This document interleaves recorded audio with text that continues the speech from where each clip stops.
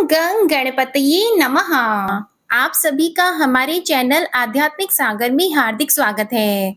आज आषाढ़ मास के बुधवार के दिन आइए सुनते हैं गणेश जी की पौराणिक कथाएं।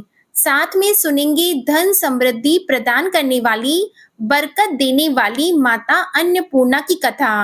तो इन सभी कथाओं को श्रद्धा और भक्ति के साथ आप पूरा अवश्य सुनिएगा। प्रेम से बोलिए गणेश जी महाराज की जय हो। बहुत समय पहले की बात है, एक गांव में एक भाई बहन रहते थे। भाई बहुत गरीब था, पर उसकी बहन पैसे वाली थी। जब बहन के ननद का विवाह था, तब बहन ने ना तो अपने भाई को विवाह में आने का निमंत्रण दिया और ना ही कोई चिट्ठी भेजी। भाई को बाहर वालों से पता चला कि उसकी बहन के ननद का विवाह है। भाई ने अपने गांव वालों को बताया, तब गांव वालों ने अपनी बहन से चुनरी, बिछिया और साड़ी जैसा जिनसे बन पड़ा कन्या के लिए दिया। भाई सारा सामान लेकर बहन के गांव पहुंचा। बहन के घर जाने पर बहन की देवरानी बोली, भाभी जी आपके भाई आए हैं। तो बहन ने पूछा, कैसे आए हैं और क्या पहना है? तब देवरानी ने कहा, पैदल आए हैं, फटी पगड़ी फटी धोती पहने हैं। तो बहन बोली, मेरे ससुर हवेली के सामने दुकान में बैठे हैं, मुझे शर्म आती है। भाई को बोलो पीछे के दरवाजे से आए। भाई के आते ही बहन ने भाई को एक कमरे में बंद कर बाहर से ताला लगा दिया। एक तरफ लड़की का विवाह हो रहा था, गाजे बाजे बज रहे थे, अतिथियों को भोजन कराया जा रहा था, और दूसरी तरफ भाई को कोई भी पानी तक पूछने वाला नहीं था।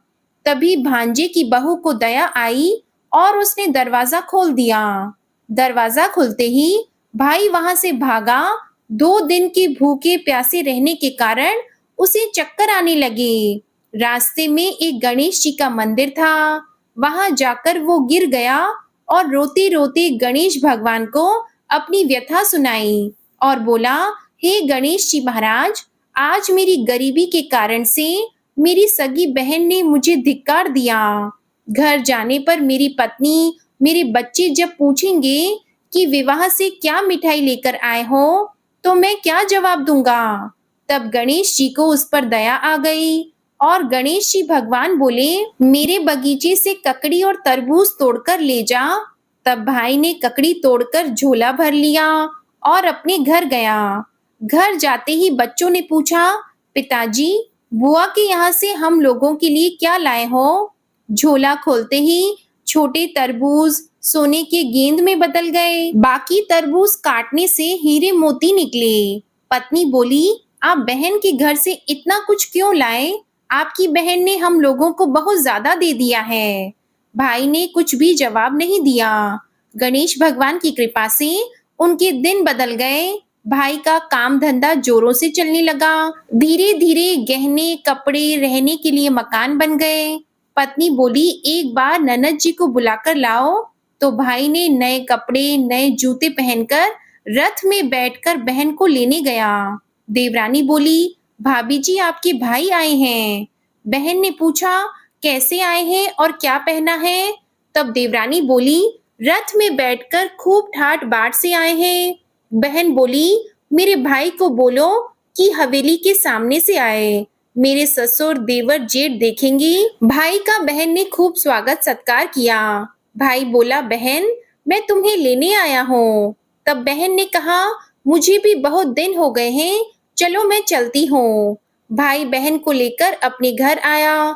भाई और उसकी पत्नी ने बहन का खूब आदर सत्कार किया।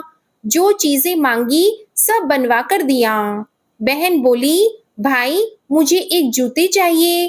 तब भाई ने मोची को बुलाया और कहा, मेरी बहन के लिए ऐसी जूती बनाओ जो मुंह से बोले। भाई ने बहन को बहुत सारा धन देकर विदा किया, पर अभी तक वह जूती नहीं आई थी। बहन रवाना होने लगी, तभी मोची जूतियां लेकर आया। बहन की जूती पहनते ही जूतियां बोली, निर्धन भाई की पैसे वाली बहन, गणेश जी का बगीचा नहीं होता तो आज क्या करती? बहन तब भाई की पत्नी से पूछने लगी, यह कहाँ से आवाज आ रही है?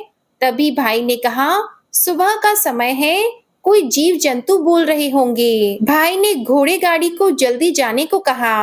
बहन के जाते ही पत्नी जिद करके बैठ गई कि जूतियां क्या बोल रही थी। तब पति ने अपनी पूरी आप बीती सुनाई कि कैसे बहन ने मुझे 2 दिन भूखा रखा, कमरे में बंद कर दिया था। भांजे की बहू ने दरवाजा खोला, तब मैं बाहर आया और गणेश जी के शरण में जा पहुंचा। गणेश जी की कृपा से हमारे दिन बदले हैं। उसने अपनी पत्नी को सारी बातें बताई। तब पत्नी बोली, अगर मुझे मालूम होता तो मैं आपकी बहन को कुछ नहीं देती। मेरा दिया हुआ सब कुछ वापस लेकर आओ। तब पति बोला, गणेश भगवान ने हमें सब दिया है। अगर वह मुझे भूखा प्यासा कमरे में बंद नहीं करती तो मैं गणेश भगवान के मंदिर में क्यों जाता? क्या मैं गणेश जी को अपना दुखड़ा सुनाता? तुम अपना मन मैला मत करो, और अपने पर तो गणेश जी की कृपा है, और किस चीज की कमी है। फिर दोनों गणेश जी के आगे झुककर प्रणाम करते हैं और जयकारा लगाते हैं। हे गणेश जी महाराज, जैसी कृपा आपने गरीब भाई पर की, वैसे ही अपने सभी भक्तों पर अपनी कृपा बनाए रखना। तो प्रेम से बोलिए गणेश जी महाराज की जय हो। आइए अब सुनते हैं गणेश जी महाराज की अगली पौराणिक कथा। एक बार देवी तुलसी विवाह हेतु वर ढूंढने के लिए तीर्थ यात्रा पर निकली थी और ढूंढते ढूंढते वह गंगा किनारे पहुंच गई। उस समय गणेश भगवान गंगा किनारे तप कर रहे थे। उन्हें देखते ही देवी तुलसी उन पर मोहित हो गई और उनके मन में गणेश भगवान से विवाह की इच्छा उत्पन्न हुई। फिर देवी तुलसी ने गणेश जी के पास जाकर उनका ध्यान भंग कर दिया। आंखें खोलने के बाद गणेश भगवान के सामने देवी तुलसी खड़ी थी, लेकिन सामने एक स्त्री है, इसलिए अपने क्रोध को नियंत्रण में रखकर गणेश भगवान ने पूछा, आप कौन है देवी, और मेरा ध्यान भंग करने का क्या कारण है? तो जवाब में देवी तुलसी ने अपने परिचय के साथ गणेश जी से विवाह की बात कर ली। उत्तर में गणेश भगवान जी बोले, देवी मैं ब्रह्मचारी हूँ, इस वजह से मैं विवाह नहीं कर सकता। अपने विवाह प्रस्ताव के लिए ना सुनने के बाद देवी तुलसी क्रोधित हो गई और उन्होंने गणेश जी को श्राप दे दिया कि उनका ब्रह्मचर्य टूटेगा और उनके 2 विवाह होंगे। इस बात पर गणेश भगवान भयंकर क्रोधित हो उठे, क्योंकि एक तो वह स्त्री है, इसलिए ध्यान भंग करने पर भी गणेश जी ने कुछ नहीं कहा और इतनी विनम्रता से बात करने पर भी उन्हें श्राप दिया गया। फिर गणेश जी ने भी देवी तुलसी को श्राप दे दिया कि तुम्हारा विवाह शंखचूर्ण नाम के असुर के साथ होगा। एक देवी होकर भी उनका विवाह एक राक्षस से होगा। यह जानकर देवी तुलसी विचलित हो गई और विनायक जी से इस कठोर श्राप से मुक्ति दिलाने की क्षमा याचना करने लगी। फिर गणेश जी को तुलसी देवी पर दया आ गई। वे बोले कि मेरा श्राप तो बदल नहीं सकता, वह तो सच होकर ही रहेगा, लेकिन अगले जन्म में तुम एक पेड़ बनोगी और भगवान महाविष्णु जी को अत्यंत प्रिय होंगी। उनकी पूजा में भी तुम्हारा एक महत्वपूर्ण स्थान होगा और कलयुग के इंसानों को तुम मोक्ष का मार्ग दिखाओगी।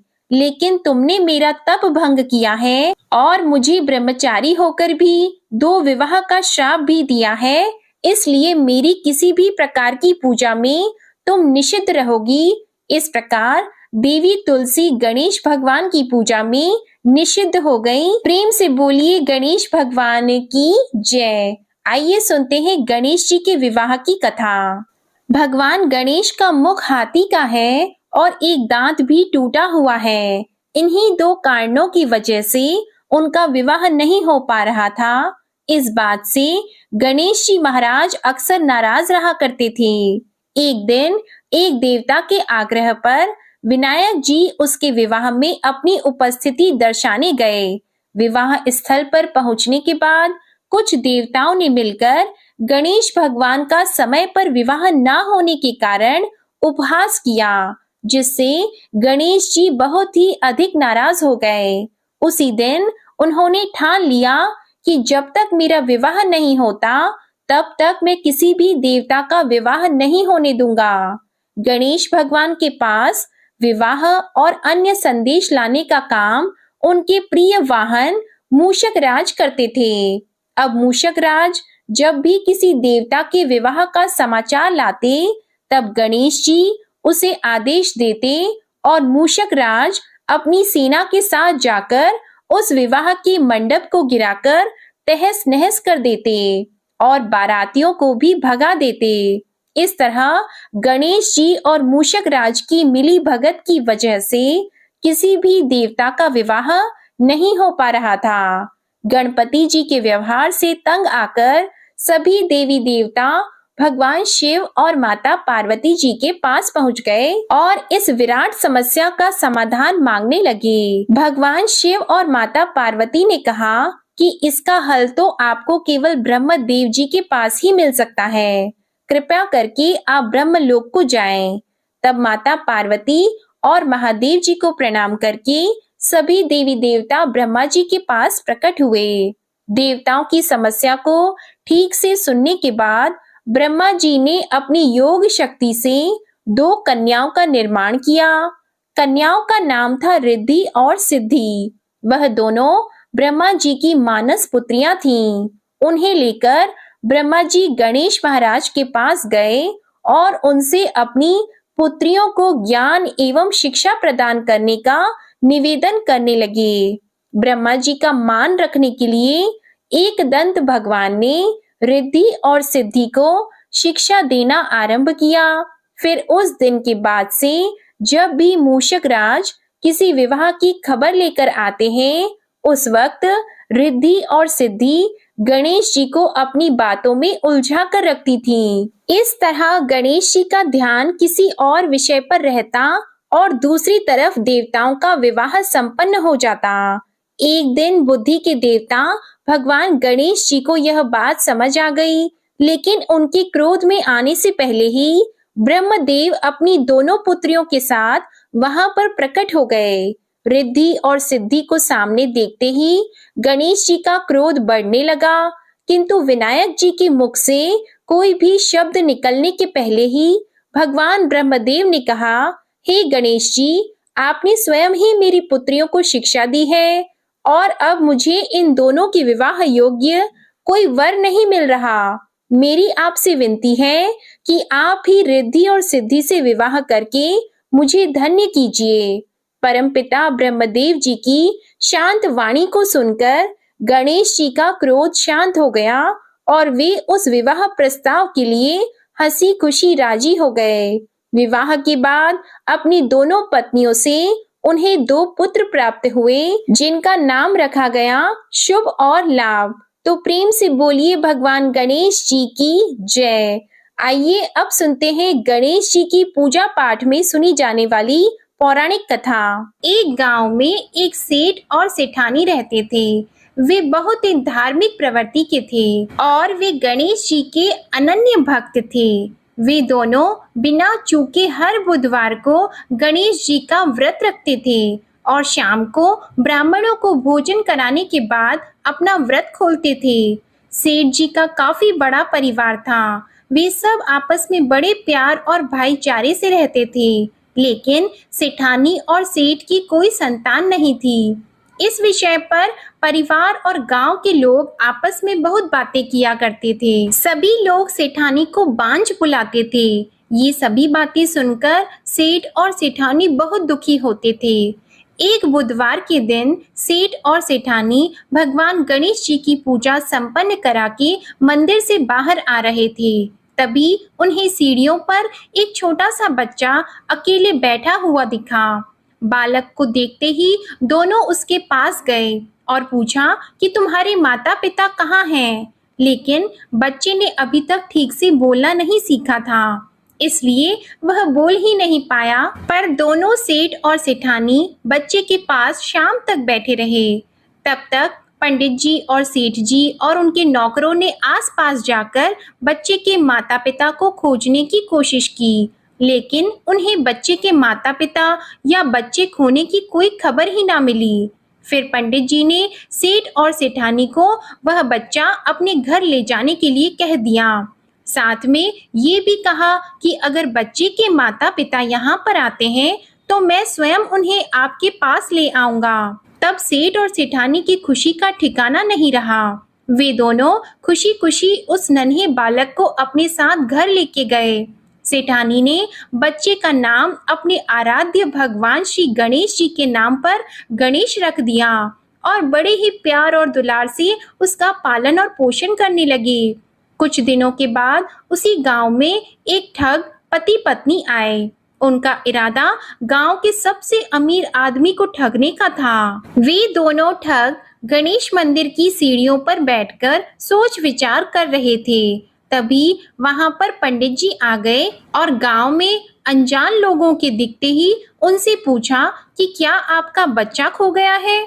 दोनों चोरी चकारी के लिए बहाना ढूंढ रहे थे, इसलिए उन दोनों ने तुरंत ही हाँ कह दिया। तब पंडित जी ने कहा कि चिंता की कोई बात नहीं है, आपका बच्चा एक सेठ जी के घर पर पल रहा है। पंडित जी उन दोनों ठग को सेठ जी के घर पर ले गए। गणेश के माता पिता आ गए हैं, यह खबर सुनकर सेठ और सेठानी बहुत दुखी हुए। सेठ जी ने उन दोनों पति और पत्नी को एक रात के लिए अपने अतिथि गृह में ठहराया। अब वह दोनों ठग सिर्फ मौके की फिराक में ही थे। उसी रात सभी लोग सो जाने के बाद वे ठग एक एक करके सभी कमरों की तलाशी करने लगे। फिर वे दोनों तिजोरी वाले कमरे में पहुंच गए। छानबीन के वक्त होने वाली छोटी मोटी आवाजों से सेठ जी का एक नौकर जग गया और आवाज की दिशा में तिजोरी वाले कमरे के नजदीक आ गया। उसने चुपके से अंदर जब झांक कर देखा तो दोनों ही मेहमान कीमती सामान चुरा रहे थे। नौकर ने ये देखते ही धीरे से उस कमरे के बाहर की कुंडी लगा दी और चोर चोर बोलकर पूरे घर में हल्ला मचा दिया। शोरगुल की आवाज सुनते ही घर के सभी लोग इकट्ठा हो गए। तब सेठ जी ने उन दोनों चोर पति पत्नी को कमरे से बाहर निकाला और सुबह ही पंचायत में हाजिर कर दिया। सेठ जी ने सरपंच जी को पूरा मसला बताया और कहा कि ये दोनों तो चोर हैं, अब हम पुत्र गणेश को इन दोनों को नहीं देंगे। लेकिन वे दोनों ठग पति पत्नी अपनी जिद पर ही अड़ गए और बच्चे को ले जाने की जिद करने लगे। सरपंच जी ने इस गंभीर समस्या का एक तोड़ निकाला। उन्होंने सेठानी और दूसरी औरत को गणेश जी के सामने खड़ा कर दिया और कहा, जिसके भी आंचल से दूध की धार गणेश के मुंह में जाएगी, वह बालक गणेश उसके पास ही रहेगा। फिर वे दोनों अपने अपने आंचल मुंह के सामने फैलाकर खड़ी हो गईं। सेठानी जी मन ही मन भगवान गणेश के नाम का जप कर रही थी। देखते ही देखते गणेश भगवान की कृपा से सेठानी की आंचल से दूध की एक धार गणेश जी के मुंह में गिरी और इस तरह बालक गणेश सेठ और सेठानी के साथ हमेशा के लिए रहने लगा। बोलिए गणेश जी भगवान की जय। अब आप सुनिए भगवान गणेश की ये दूसरी कथा। बहुत समय पहले की बात है। एक दिन गणेश जी धरती पर सैर कर रहे थे। सैर करते करते वे एक अनाज के खेत में पहुंच गए और भूख लगने के कारण उन्होंने उस खेत में से अनाज के दाने तोड़कर खा लिए। वह खेत सेठ धनीराम जी का था। कुछ समय बाद गणेश जी को अपने किए पर पछतावा होने लगा, क्योंकि उन्होंने सेठ जी को बिना पूछे ही उस खेत से अनाज चुरा लिया था। फिर गणेश जी ने सोचा कि अपने किए बुरे कर्म का प्रायश्चित तो करना ही पड़ेगा, इसलिए उन्होंने सेठ जी के यहाँ 12 साल के लिए नौकरी करने की ठान ली। उसके बाद अगले दिन सुबह विनायक जी एक 13-14 साल के एक लड़के के रूप में नौकरी मांगने के लिए धनीराम सेठ जी के घर पहुंच गए और उन्होंने सेठ जी को अपना नाम गणेश बताया। विनायक भगवान की बुद्धिमानी की परीक्षा लेने के बाद सेठ जी ने खुशी खुशी उसे नौकरी दे दी। अब गणेश भगवान एक सामान्य मानव के रूप में सेठ जी के घर पर ही रहने लगे। एक दिन सेठ जी की पत्नी शाम के समय घर का काम खत्म करने के बाद राख से हाथ धोने जा रही थी। यह देखकर गणेश जी ने सेठानी जी के हाथ पकड़कर जबरदस्ती मिट्टी से हाथ धुलवा दिए। गणेश जी की इस हरकत से सेठानी जी बहुत गुस्सा हुई और उन्होंने सेठ जी के कमरे में जाकर गणेश की शिकायत कर दी। सेठानी की सब बातें सुनने के बाद सेठ धनीराम ने गणेश को बुलाया और इस हरकत का कारण पूछा। तब गणेश जी बोले कि सेठानी शाम के समय राख से हाथ धो रही थी और ऐसा करने से घर की लक्ष्मी नाराज होती है, इसलिए मैंने उनके हाथ मिट्टी से धुलवा दिए। इससे घर पर माता लक्ष्मी की कृपा बनी रहेगी। यह सब सुनकर सेठ जी ने सोचा कि गणेश जी की सोच तो बहुत अच्छी है। इसके कुछ दिनों के बाद कुंभ मेले का शुभ अवसर आया। तब सेठ जी ने गणेश को बुलाया और कहा कि सेठानी जी को कुंभ मेले में स्नान करा लाओ। तब सेठानी और गणेश स्नान के लिए मेले में पहुंचे। वहां पहुंचने के बाद सेठानी जी नदी के किनारे बैठकर नहाने लगी। उन्हें ऐसा करते देखकर गणेश दौड़कर आए और सेठानी जी के दोनों हाथ पकड़कर उन्हें नदी के अंदर लेकर गए, उनसे पानी में डुबकी लगवाई और फिर किनारे पर ले आए। अब गणेश की इस हरकत से तो सेठानी को बहुत गुस्सा आया। सेठानी जी घर आते आते पूरे रास्ते गणेश को ताने मारने लगी, लेकिन गणेश भगवान सब कुछ शांति से सुन रहे थे। घर आते ही सेठानी ने सेठ जी के पास फिर से खड़े होकर शिकायत की। तब सेठ जी ने फिर से गणेश को बुलाया और पूछा कि तुमने ऐसा क्यों किया। गणेश जी बोले, सेठ जी सेठानी जी नदी के किनारे बैठकर गंदे पानी से नहा रही थी, तो मैंने उन्हें नदी में ले जाकर साफ पानी में डुबकी लगवाई। ऐसा करने से उन्हें अगले जन्म में बहुत बड़ा राजपाट और वैभव मिलेगा। सेठ जी ने सोचा कि गणेश के विचार तो बहुत अच्छे हैं, मेरे परिवार का भला सोचता है। कुछ दिनों के बाद सेठ जी के घर पर पूजा थी। पंडित जी आने के बाद में सेठ जी ने गणेश से कहा, जाओ और सेठानी को बुला कर लाओ। सेठ जी के आज्ञा के अनुसार गणेश जी सेठानी को बुलाने गए। उस वक्त सेठानी काली चुन्नी ओढ़कर कमरे से बाहर आ रही थी। वह देखते ही गणेश जी वह काली चुन्नी उतारकर फाड़ दिए और कहा कि पूजा के लिए लाल रंग की चुन्नी ओढ़कर आओ। अब सेठानी जी गणेश जी पर बहुत नाराज हुई और उन पर चिल्लाने लगी। इस आवाज को सुनकर सेठ जी वहां पर भागते हुए आए और पूछा कि क्या हुआ। तब सेठानी ने बोला कि गणेश ने मेरी चुन्नी फाड़ दी। फिर सेठ जी ने भी गणेश को बहुत डांटा। जवाब में गणेश जी ने कहा कि सेठ जी पूजा में कभी भी काला वस्त्र नहीं पहनते, इससे शुभ काम सफल नहीं होते, इसलिए मैंने ऐसा किया। सेठ जी ने सोचा कि गणेश तो बहुत समझदार है। इसी तरह लीला रचाते हुए उसी घर में गणेश जी के 12 साल बीत गए। फिर एक दिन सेठ जी ने नया कारोबार शुरू करने से पहले घर में पूजा रखी थी। पूजा करते करते सेठ जी को याद आया कि पूजा की सामग्री में गणेश भगवान की मूर्ति तो है ही नहीं। तब उन्होंने अपने नौकर गणेश को पूजा घर से भगवान विनायक जी की मूर्ति लाने के लिए कहा। तब गणेश बोला कि मुझे ही मूर्ति समझकर आप पूजा में विराजमान कीजिए, आपके सारे शुभ काम सफल हो जाएंगे। इस बात को सुनकर सेठ जी को गुस्सा आया और वे बोले, गणेश तुम अब तक सेठानी से मजाक करते थे, अब मुझसे भी करने लगे हो। तब उत्तर में गणेश जी ने मुस्कुराते हुए सेठ जी से कहा कि मैं मजाक नहीं कर रहा, मैं सत्य कह रहा हूँ। इतना कहने के बाद नौकर गणेश ने अपना असली भगवान स्वरूप धारण कर लिया। साक्षात भगवान श्री गणेश को सामने देखते ही सेठ और सेठानी उनके चरणों में लीन हो गए और उन्होंने अपनी पूजा संपन्न की। इसके बाद गणेश जी देखते ही देखते अंतर ध्यान हो गए। बाद में सेठ और सेठानी को बहुत पछतावा होने लगा कि स्वयं भगवान हमारे घर नौकरी कर रहे थे और हमने उनके साथ कितना बुरा व्यवहार किया, उनसे बहुत सारा काम कराया। ये सोच सोचकर दोनों दुखी रहने लगे। फिर उसी रात सेठ और सेठानी के सपने में भगवान गणेश प्रकट हुए और उन्हें समझाया कि मैंने 12 साल पहले तुम्हारे खेत से अनाज के दाने बिना पूछे तोड़ लिए थे और उसी कर्म का दोष दूर करने के लिए मैं 12 साल से तुम्हारे घर नौकरी किया। धनीराम सेठ जी के जीवन की काया पलट हो गई। गणेश जी जैसी माया आपने धनीराम सेठ जी पर की, वैसी ही माया इस कहानी को पढ़ने वाले, सुनने वाले और हर एक व्यक्ति पर करना। कथा अधूरी हो तो इसे पूरी करना और हमसे कोई गलती हुई हो तो उसे क्षमा करना। प्रेम से बोलिए भगवान गणपति जी की जय। आइए अब सुनते हैं धन समृद्धि प्रदान करने वाली, घर में बरकत लाने वाली माता अन्नपूर्णा की बड़ी ही दुर्लभ कथा। इस कथा को श्रद्धा और भक्ति के साथ पूरा अवश्य सुनिए। प्राचीन काल की बात है, पुरुषोत्तमपुर नामक गांव में एक बहुत धर्मात्मा सेठ जी रहा करते थे। उनके 5 पुत्र और एक सबसे छोटी पुत्री थी। उसका नाम गौरी था। सेठ जी का भरा पूरा परिवार था। सेठ जी ने अपने सभी 5 पुत्रों का विवाह कर दिया था और जब छोटी बेटी गौरी विवाह के योग्य हुई तो उन्होंने उसका विवाह एक दूसरे नगर के अपने ही समान धनी परिवार में कर दिया।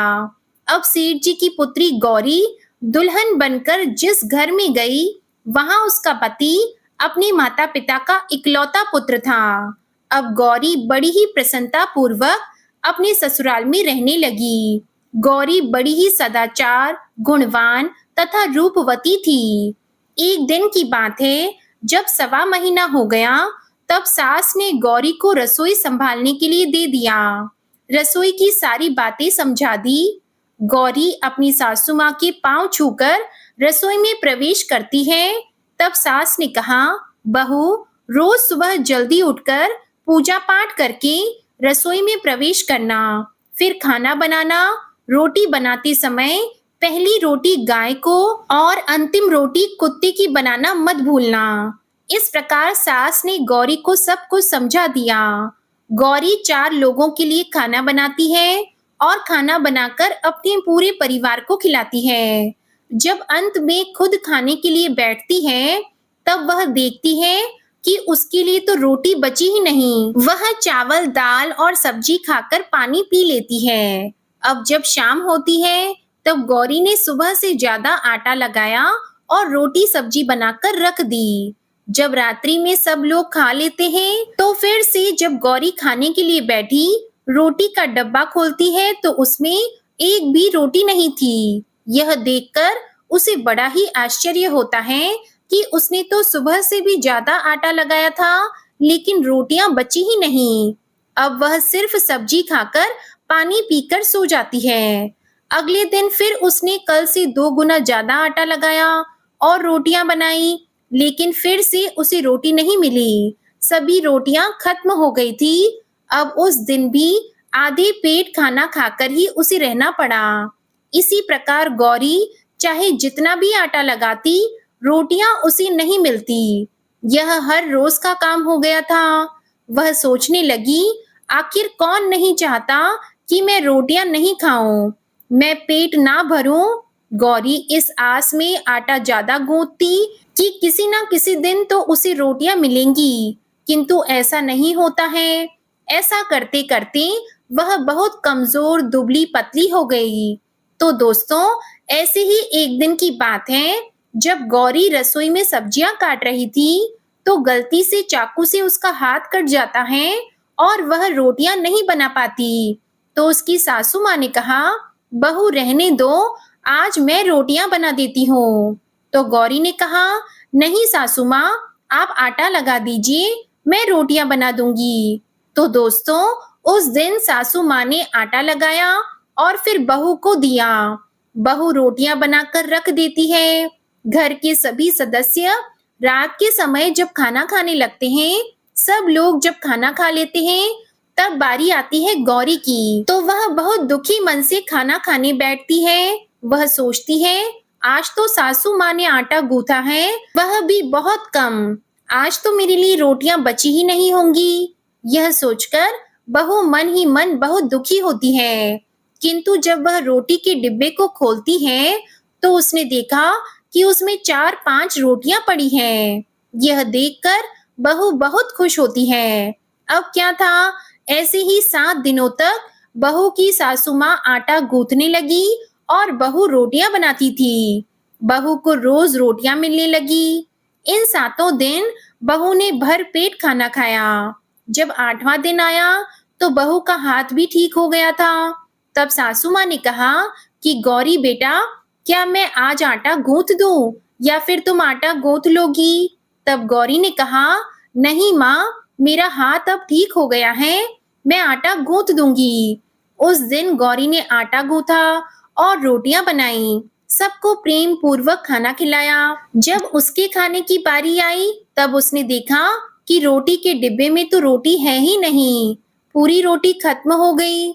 यह देखकर वह गौरी बहुत ही आश्चर्य में पड़ जाती है। वह सोचती है, जब तक सासू माँ ने आटा लगाया तब तक तो मुझे रोटियां मिलती थी, लेकिन जब से मैं आटा गूंथने लगी तो मुझे रोटियां ही नहीं मिलती, जबकि सासू माँ मुझसे बहुत ही कम आटा गूंथी थी। इसके बाद भी पूरा परिवार उसमें खा लिया करता था। ऐसी क्या बात है? यह सारी बातें सोचकर गौरी बहुत ही परेशान हो जाती है और दिन भर दुखी रहती थी। एक दिन की बात है, गौरी के पति ने गौरी से पूछा कि गौरी, तुम इतना उदास क्यों रहती हो? इतना सारा धन संपत्ति सब तुम्हारा ही तो है, तुम्हें रोकने टोकने वाला कोई नहीं है। तुम अपने मन से अपनी पसंद का भोजन बनाकर खाती हो, तुम दिन प्रतिदिन इतनी कमजोर कैसे होती जा रही हो? गौरी ने लाज और संकोच से अपने पति को कुछ नहीं बताया। तब उसके पति ने सोचा कि शायद उसकी पत्नी को उसके माता पिता की याद आ रही है, इसलिए अगले दिन गौरी का पति अपने माता पिता से कहता है कि पिताजी, मुझे लगता है कि गौरी को उसके माता पिता की याद आ रही है, मैं उसे उसके मायके ले जाकर सबसे मिलवा लाता हूँ। अपने बेटे की बात सुनकर गौरी की सास ससुर तैयार हो जाते हैं और उसे जाने की अनुमति दे देते हैं और कहते हैं, बेटा, यदि बहू को अपने माता पिता से मिलकर प्रसन्नता होती है तो अवश्य ही तुम उसे उसके मायके ले जाओ। अब गौरी का पति अपनी पत्नी को लेकर उसके मायके जाता है। दामाद और बेटी को देखकर उनका बहुत ही आव भगत होता है। तरह तरह के व्यंजन बनाए जाते हैं, उन्हें खिलाए जाते हैं, बहुत सेवा सत्कार होता है। उसी दिन रात्रि में समय मिलने पर गौरी की माँ ने अपनी बेटी को कोने में ले जाकर पूछा, बेटी, तुम इतनी दुबली पतली कैसे हो गई? तुम तो बहुत ही कमजोर दिख रही हो। क्या बात है? तुम्हें कौन सी बात खाए जाती है? क्या तुम्हारे ससुराल वाले तुम्हारी चिंता नहीं करते, तुम्हें दुख देते हैं, या ऐसी कौन सी बात है जिससे तुम्हारी यह दशा हो गई है? अपनी माँ की बात सुनकर गौरी अपनी सारी परेशानी, सारी चिंताएं सब कुछ बताती है। अपनी बेटी की बात सुनकर गौरी की माँ ने कहा, बेटी, हमें लगता है माता अन्नपूर्णा तुमसे नाराज हो गई है। इस विषय में तो मैं कुछ नहीं कर सकती, क्योंकि तुम्हारे ससुराल में हमारा बोलने का कोई अधिकार नहीं है। इसलिए मैं तो कहूंगी कि तुम यहाँ से जाने के बाद इस विषय में अपनी सास और ससुर से बात करना, वही कुछ हल बताएंगे और तुम्हारी समस्या का समाधान होगा। बेटी, माँ अन्नपूर्णा जिससे नाराज होती है उसके साथ ऐसा ही होता है। अब अपनी माँ की बातें सुनकर गौरी निश्चय करती है कि वह सारी बातें अपनी सासू माँ से कहेगी। अब जब सुबह का समय होता है तो गौरी अपने माता पिता से विदाई लेकर अपने ससुराल आ जाती है और ससुराल आने के बाद वह अपने सास ससुर और पति से सारी बातें कह सुनाती है। वह कहती है, माँ जी, जब से मैंने रसोई संभाला है, मैं खाना बनाती हूँ, तब से मुझे एक भी दिन रोटियां नहीं बचती। मैं बिना खाए ही सो जाती हूँ, किसी किसी दिन पानी पीकर ही सो जाती हूँ, किसी किसी दिन चावल सब्जी खाती हूँ, रोटी तो मुझे मिलती ही नहीं है। और माँ जी, आपको याद है मेरा हाथ कटा था, तब आप उस समय आटा गूंथा करती थी और वह भी बहुत कम, फिर भी मेरे लिए रोटियां बचा करती थी और मैं भर पेट खाना खाती थी। लेकिन अब जब मेरे हाथ का घाव ठीक हो गया, तब से मैं फिर से आटा गूंथने लगी और रोटियां बनाने लगी। अब मेरे लिए फिर से रोटियां नहीं बचती, मैं आधे पेट ही खाना खाती हूँ। अपनी बहू की बातें सुनकर सास को सब कुछ समझ में आ गया। उसने कहा, बहू, यह शायद मेरी ही गलती है। मैंने तुम्हें सब कुछ बताया, सब कुछ सिखाया, लेकिन एक बात तो बताना भूल ही गई।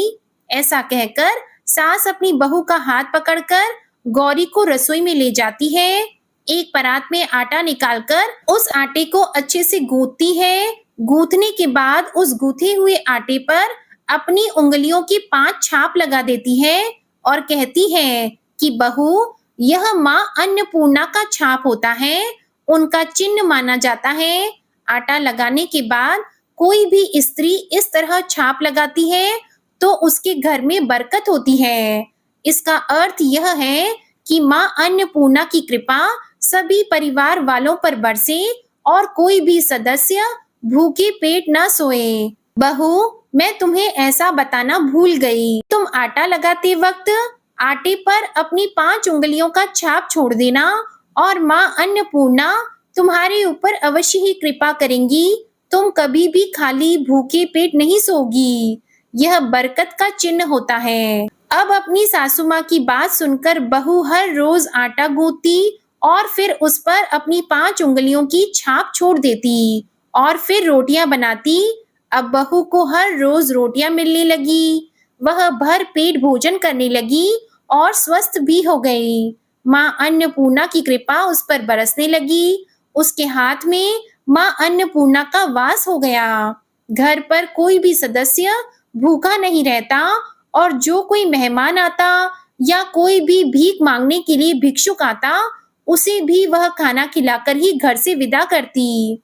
इस प्रकार बहू के ऐसा करने से उसके घर में बरकत होने लगी, अन्न की वर्षा होने लगी। तो प्रिय भक्तजनों, आटे को गूंथ कर उस पर 5 उंगलियों का छाप लगाना हमारी पुरानी परंपरा है। यह माता लक्ष्मी जी और माता अन्नपूर्णा का चिन्ह माना जाता है। ऐसा करने से माता अन्नपूर्णा सदा प्रसन्न रहती है और घर वालों पर अपनी कृपा दृष्टि बनाए रखती है। हमारे पूर्वजों से लेकर अब तक यह परंपरा चली आ रही है। सभी माताएं बहनें अपनी 5 उंगलियों की छाप आटे पर अवश्य ही लगाती हैं और माँ अन्नपूर्णा से प्रार्थना करती है कि सबका पेट भरना, सबका कल्याण करना और घर में अन्न धन की वर्षा करना। तो प्रेम से बोलिए अन्नपूर्णा माता की जय। ओम नमः शिवाय। जय माता दी, जय भोलेनाथ। ओम श्री गणेशाय नमः। आज की कथाएं अगर आपको पसंद आती हैं तो हमारे चैनल को सब्सक्राइब करके बेल आइकन जरूर प्रेस करिएगा और वीडियो को लाइक कीजिएगा। कमेंट में गणेश भगवान और अन्नपूर्णा माता की जय भी जरूर लिखिएगा।